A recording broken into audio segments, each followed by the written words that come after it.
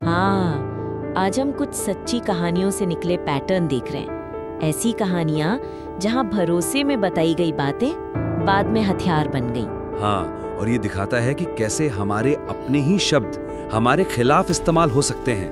बहुत जरूरी है ये समझना। बिल्कुल, क्योंकि ये किसी के भी साथ हो सकता है ना। तो इन किस्सों में जो पहली और शायद सबसे चौंकाने वाली बात है वो ये है कि जिन रिश्तों पर हम सबसे ज्यादा भरोसा करते हैं, हाँ, वही हमें सबसे ज्यादा खतरे में डाल सकते हैं। बिल्कुल। चाहे वो नेहा और प्रिया जैसी पक्की दोस्ती हो, या राजेश और अजय जैसा भाई का रिश्ता, या फिर अनीता और विक्रम पति पत्नी। हाँ, इन सब में ऐसा लगता है कि भरोसे ने ना उन्हें उन रेड फ्लैग्स के लिए अंधा कर दिया था, जो शायद साफ दिख भी रहे हों। ये अंधापन शब्द, क्या ये सच में अंधापन है, या मतलब हम जानबूझकर कुछ चीजें नजरअंदाज करते हैं शायद? क्यों?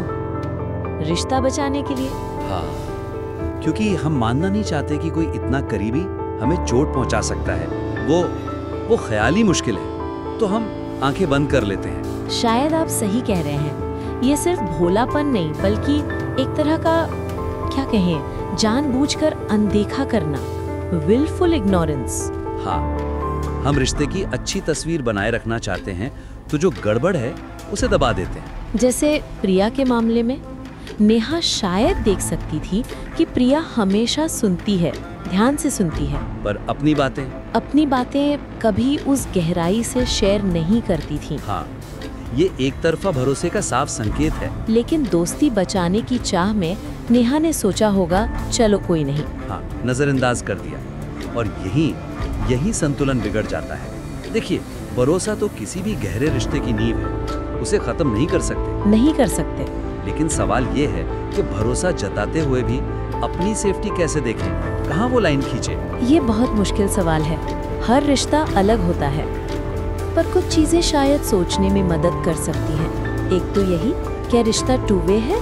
मतलब क्या सामने वाला भी उतनी ही वल्नरेबिलिटी दिखा रहा है? अगर हमेशा आप ही अपनी कमजोरियां या राज बता रहे हैं और वो बस सुन रहे हैं या हमदर्दी दिखा रहे हैं, तो रुक कर सोचना चाहिए। हाँ, और शायद टाइमिंग का भी ध्यान रखना जरूरी है। जैसे आपने बताया, अनीता ने नशे में कुछ कहा। हाँ, या राजेश ने पिता की मौत के बाद दुख में भाई पर जरूरत से ज्यादा भरोसा कर लिया। बिल्कुल, जब हम इमोशनली बहुत उथल पुथल में होते हैं, चाहे वो खुशी हो, दुख हो या नशा, हाँ, तब जजमेंट गड़बड़ा जाती है। सही कहा। ऐसे टाइम पे शायद बहुत पर्सनल या नुकसान पहुंचाने वाली बातें शेयर करने से बचना चाहिए। बिल्कुल, उस वक्त हमें सहारे की जरूरत लगती है, और हम ये नहीं सोचते कि कौन लायक है कौन नहीं। तो एक तरह से हमें रिश्ते की गहराई और सामने वाले की लॉयल्टी का लगातार रिश्ते को ठंडे दिमाग से आकलन करते रहना चाहिए। क्या उन्होंने पहले छोटी बातों में भरोसा रखा है? क्या उन्होंने वाकई आपकी कमजोरियों को संभालने की कैपेसिटी दिखाई है, या ये सिर्फ हमारी उम्मीद है?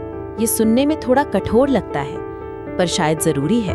हाँ, जरूरी है, और ये हमें दूसरे पैटर्न की तरफ ले जाता है, जो इन कहानियों में बहुत साफ है। वो क्या है? ऐसा लगता है कि कई बार ये भरोसे का फायदा उठाना कोई अचानक से नहीं होता।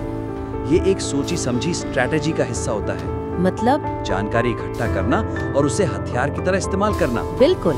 जैसे प्रिया का वॉइस नोट्स रिकॉर्ड करना, हाँ, या अजय का भाई से बात करते हुए फोन रिकॉर्डिंग ऑन रखना, ओह, या विक्रम का अनीता के राज को 3 साल तक संभाल कर रखना और फिर सही वक्त पर इस्तेमाल करना। 3 साल? हाँ, ये सब दिखाता है कि भरोसे का मास्क पहनकर धीरे धीरे सेंसिटिव जानकारी जमा की जाती है, और फिर सही मौके का इंतजार होता है। बिल्कुल, वो मौका जब उस जानकारी को बाहर लाने से सबसे ज्यादा नुकसान हो, या इस्तेमाल करने वाले को सबसे ज्यादा फायदा। जैसे प्रमोशन रुकवाना, प्रॉपर्टी हड़पना, या झगड़े में नीचा दिखाना। ये तो बहुत ठंडा और कैलकुलेटेड लगता है। हाँ, और ये सोचने पर मजबूर करता है कि क्या हम ऐसे पैटर्न को पहले पहचान सकते हैं? बातचीत में ऐसे क्या संकेत हो सकते हैं? शायद एक संकेत हो सकता है जरूरत से ज्यादा या झूठी सहानुभूति दिखाना। अच्छा, जब कोई आपकी कमजोरियों या परेशानियों को जानने में कुछ ज्यादा ही दिलचस्पी दिखाए, बार बार कुरेद कर पूछे और बहुत हमदर्दी दिखाए, तो रुकना चाहिए। हाँ, रुककर सोचना चाहिए, क्या ये सच्ची चिंता है या जानकारी निकालने का तरीका? इसे कभी कभी इमोशनल माइनिंग भी कहते हैं। Emotional mining? जानबूझकर भावनाओं को कुरेदना ताकि अंदर की बात पता चले। पर ये तो बहुत महीन हो सकता है। कई बार हमें अच्छा लगता है कि कोई परवाह कर रहा है, सुन रहा है। हाँ, और इसीलिए ये इतना खतरनाक है। उस सहानुभूति में हम बह जाते हैं। और आजकल के डिजिटल जमाने में तो ये और भी। ओह हाँ, बहुत ज्यादा। Voice notes, chats, email, screenshots, ये सब परमानेंट सबूत बन जाते हैं। एक पल में कही गई बात सालों बाद आपके खिलाफ इस्तेमाल हो सकती है। बिल्कुल। और जैसा अजय के मामले में हुआ, बिना सहमति के रिकॉर्डिंग करना तो कई जगह गैर कानूनी भी है, नैतिक रूप से तो गलत है ही। ये ऑफिस जैसी जगहों पर और भी ज्यादा मायने रखता है ना, जहाँ कंपटीशन ज्यादा होता है। हाँ बिल्कुल। अर्जुन और उसके मेंटोर की कहानी याद है? हाँ।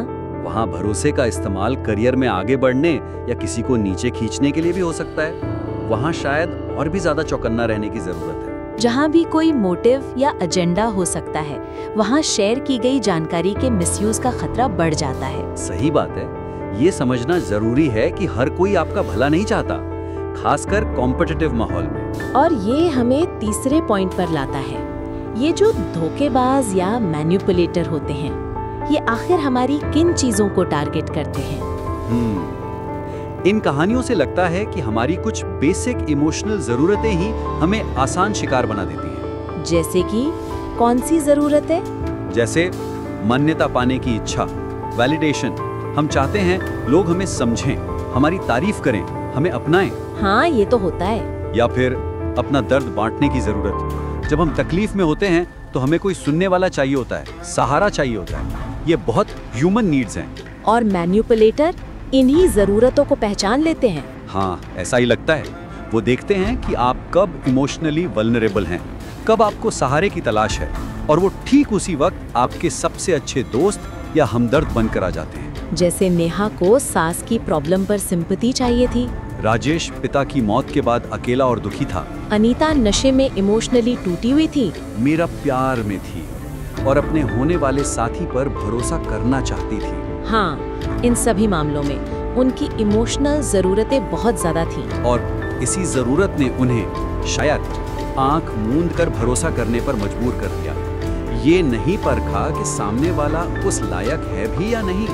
बिल्कुल। तो यहाँ सीखने वाली बात यह है कि हमें अपनी इमोशनल जरूरतों को पहचानना होगा। समझना होगा कि हमें कब वैलिडेशन चाहिए, कब सहारा, कब सिंपैथी, और फिर उन जरूरतों को पूरा करने के हेल्दी और सेफ तरीके खोजने होंगे। मतलब किसी ऐसे पर डिपेंड होने के बजाय जिसकी लॉयल्टी पर डाउट हो, शायद किसी प्रोफेशनल थेरेपिस्ट से बात करना बेहतर हो। हाँ, या अपनी फीलिंग्स को किसी जर्नल में लिखना। ये भी हो सकता है। या फिर किसी ऐसे दोस्त या रिश्तेदार से बात करना जिसने बार बार आपका भरोसा साबित किया हो। बिल्कुल।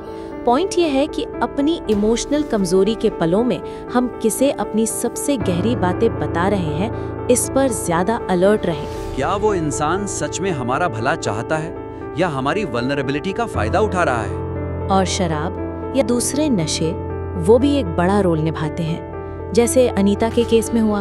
हाँ, नशा हमारे फिल्टर्स कम कर देता है। सोचने समझने की शक्ति, संकोच, सब कम हो जाता है।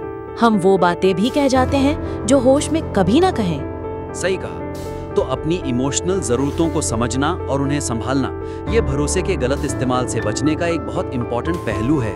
लेकिन जब ये धोखा हो जाता है, जब भरोसा टूट जाता है, तब उसका असर वो कितना गहरा होता है। चौथा एनालिसिस इसी पर है। और इन सभी कहानियों का अंत बहुत दुखद है। हाँ, परिणाम विनाशकारी हैं। रिश्ते हमेशा के लिए टूट गए, समाज में बदनामी, नौकरियां चली गईं, गहरा मानसिक आघात, और शायद सबसे दुखद, दोबारा किसी पर भरोसा करने की क्षमता, वो बुरी तरह डैमेज हो जाती है। हाँ, स्रोत में ये भी बताया गया है कि लगभग 89% लोग इस तरह के धोखे से कभी पूरी तरह उभर नहीं पाते। 88%। ये आंकड़ा वाकई डराने वाला है। बहुत ज्यादा। इसका मतलब है कि ये सिर्फ एक बुरा एक्सपीरियंस नहीं है, ये जिंदगी भर का निशान छोड़ सकता है। बिल्कुल। ये दिखाता है कि भरोसे का टूटना कितना सीरियस मुद्दा है। ये हमारे मन पर, हमारे रिश्तों पर, दुनिया को देखने के हमारे नजरिए पर परमानेंट असर डाल सकता है। हाँ, लेकिन क्या इसका मतलब ये है कि हम बिल्कुल लाचार हैं या खुद को बचाने के लिए कुछ किया जा सकता है? शायद पूरी तरह सेफ तो कोई नहीं हो सकता, लेकिन कुछ स्ट्रैटेजी जरूर हैं जो रिस्क कम कर सकती हैं। हाँ, सबसे पहली और बेसिक चीज तो अवेयरनेस ही है। जागरूकता। हाँ, ये समझना कि आंख बंद करके किसी पर भी भरोसा नहीं किया जा सकता, चाहे वो कितना भी करीबी क्यों न लगे। ये सुनने में थोड़ा पेसिमिस्टिक लगता है कि हर किसी पर शक करें। शक नहीं, पर सतर्कता, विजिलेंस। अच्छा, इसे ऐसे सोचें, आप अपनी सबसे कीमती चीज की सुरक्षा कैसे करते हैं? उसे खुला तो नहीं छोड़ देते ना? नहीं, बिल्कुल नहीं। वैसे ही आपकी निजी जानकारी, आपके राज, आपकी भावनाएं, ये भी बहुत कीमती हैं। इन्हें किसके साथ शेयर करना है, ये सोच समझकर तय करना होगा। तो प्रैक्टिकल लेवल पर क्या किया जा सकता है? कुछ ठोस रणनीतियाँ? एक तो वही पारस्परिकता का टेस्ट, रेसिप्रोसिटी, जिसकी हमने पहले बात की थी। हाँ, कि क्या सामने वाला भी खुल रहा है? बिल्कुल, या सिर्फ आप ही अपनी परतें खोल रहे हैं। दूसरा, चुप्पी सोना है, साइलेंस इज गोल्ड। हर बात, हर राज बताने लायक नहीं होता। खासकर पैसे से जुड़ी बातें, अपनी पिछली गलतियां या किसी तीसरे इंसान के बारे में नेगेटिव विचार। अच्छा, ये ऐसी चीजें हैं जो आसानी से आपके खिलाफ इस्तेमाल हो सकती हैं। बहुत आसानी से। सोचने की जरूरत है, क्या ये जानकारी शेयर करना वाकई जरूरी है? इससे आपको या रिश्ते को क्या फायदा होगा? और रेड फ्लैग्स पहचानना, वो कौन से संकेत हैं जिन पर ध्यान देना चाहिए? कुछ संकेत हो सकते हैं जरूरत से ज्यादा जिज्ञासा, खासकर आपकी कमजोरियों या पर्सनल मामलों में। सहानुभूति का बहुत ज्यादा दिखावा जो शायद सच्ची ना लगे। Fake sympathy. हाँ, दूसरों की पीठ पीछे बातें करना, गॉसिप करना। मतलब अगर वो दूसरों के बारे में आपके सामने बुराई कर सकते हैं, तो आपके बारे में भी दूसरों के सामने कर सकते हैं। एग्जैक्टली। जलन या ईर्ष्या दिखाना, आपको कंट्रोल करने की कोशिश करना, या फिर जैसा प्रिया ने किया, आपकी बातों को रिकॉर्ड करने का सुझाव देना या ऐसा करते हुए पकड़ा जाना। ये सब खतरे की घंटियां हैं। बिल्कुल। एक और तरीका हो सकता है लॉयल्टी को टेस्ट करना। हाँ, कैसे? कोई बहुत बड़ी बात बताने से पहले कोई छोटी कम इम्पोर्टेंट जानकारी शेयर करके देखें। अच्छा, क्या वो बात सिर्फ आप दोनों के बीच रहती है? क्या सामने वाला उसे कॉन्फिडेंशियल रखता है? ये एक छोटा सा टेस्ट हो सकता है। ये इंटरेस्टिंग है। छोटे लेवल पर भरोसा परखना, बड़े भरोसे से पहले। हाँ, और आखिर में डिजिटल सीमाएं, डिजिटल बाउंड्रीज। ओह हाँ, आज के जमाने में ये बहुत जरूरी है। बहुत ज्यादा। सेंसिटिव बातचीत को जहाँ तक हो सके रिकॉर्ड करने से बचें। वॉइस नोट हो या वीडियो कॉल। और रिटन कम्युनिकेशन, चैट, ईमेल, उसमें भी सावधान रहें कि क्या लिख रहे हैं, क्योंकि वो हमेशा के लिए रह सकता है। स्क्रीनशॉट लिया जा सकता है। डिजिटल दुनिया में कही गई बात पत्थर की लकीर बन सकती है। बिल्कुल। तो ये रणनीतियाँ, पारस्परिकता देखना, सोच समझकर बोलना, रेड फ्लैग्स पहचानना, छोटी बातों से परखना और डिजिटल सावधानी, ये सब मिलकर हमें कुछ हद तक बचा सकती हैं। हाँ, पूरी गारंटी तो नहीं, लेकिन ये निश्चित रूप से हमारे रिस्क को कम कर सकती हैं। हमें ज्यादा जागरूक और ज्यादा एम्पावर्ड बनाती हैं अपने रिश्तों को संभालने में। तो आज की चर्चा का सार यही है कि भरोसा जहाँ रिश्तों को गहरा बनाता है, वहीं उसमें खतरा भी छिपा हो सकता है। हमने देखा कि कैसे जानकारी धीरे धीरे इकट्ठा करके हथियार की तरह इस्तेमाल की जा सकती है, और कैसे हमारी अपनी इमोशनल जरूरतें हमें अनजाने में शिकार बना सकती हैं। बिल्कुल, मुख्य बातें यही हैं।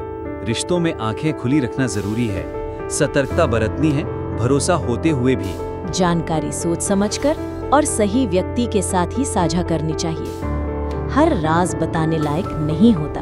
अपनी इमोशनल जरूरतों को पहचानना और उन्हें हेल्दी तरीके से पूरा करना इम्पोर्टेंट है, ताकि हम कमजोर पलों में गलत लोगों पर निर्भर न हों। और सबसे बढ़कर खुद को बचाने के लिए स्पष्ट सीमाएं तय करना और उनका पालन करना जरूरी है। हाँ, रणनीतियाँ जैसे पारस्परिकता का टेस्ट, रेड फ्लैग्स पहचानना और डिजिटल सावधानी इसमें हमारी मदद कर सकती हैं। उम्मीद है कि ये विश्लेषण सुनने वालों को सोचने पर मजबूर करेगा। हाँ, शायद आप भी सोच सकते हैं कि ये पैटर्न और बचाव के तरीके आपके अपने जीवन या रिश्तों में कहाँ लागू हो सकते हैं। अगर आप इन विचारों को अपनी किसी सिचुएशन पर लागू करते हैं या इस विश्लेषण पर और गहराई से बात करना चाहते हैं, तो अपने अनुभव या सामग्री हमें भेज सकते हैं।